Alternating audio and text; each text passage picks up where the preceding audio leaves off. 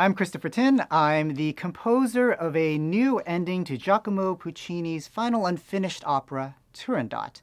And we're here at Abbey Road Studios in London, where we have just recorded the Royal Philharmonic Orchestra performing my new ending. And we're just about to record the English National Opera Chorus. And I'm here with my producers, Timothy Hsia and Sean Patrick Flahaven. And I'm very excited to be working with you both again. And I'd love to know, Sean, from your perspective, how's it been going? I think it's been going very well. I think it's always a challenge recording a new piece with an orchestra and a chorus that haven't performed it before. But the RPO has done so much of your work in the past, including here at Abbey Road. And it's a pleasure to be working with them again. And they clearly understand your music very well. So our sessions so far have gone extremely well. And I think your new ending is going to surprise and delight a lot of people in that it's in dialogue with Puccini's original, and you've cleverly used so many pieces of his work woven into your own, but there's plenty of yours in there too. And I think those familiar with the opera will find many things to enjoy, both familiar and new. Yeah, I can't think of a more compelling composer to bring this new ending to life. Over the last few days, just listening to the orchestra play, you can definitely hear elements from your previous albums, previous works. I like to call this the Christinian elements.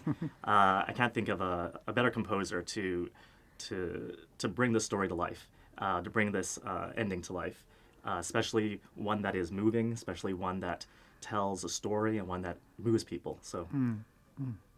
It's certainly been a really fun project for me to tackle, especially as my first opera commission, which was quite a challenge, to try to finish off the great master's final work.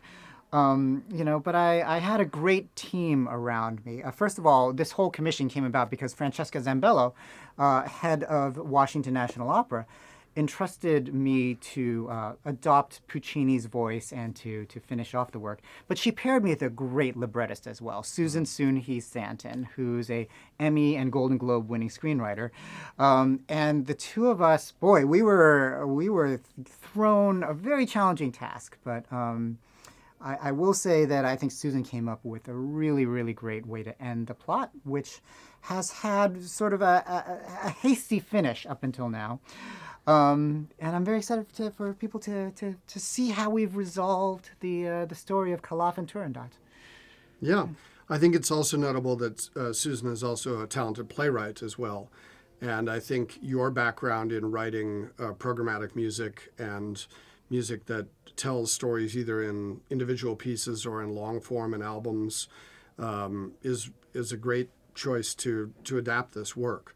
You clearly have a strong dramatic sense in your music, and I think Susan's adaptation and your musical adaptation work together well. Yeah. Well, I think anybody that knows Christopher's work knows that his music, there's movement behind it, there's storytelling behind it, there's emotion behind it.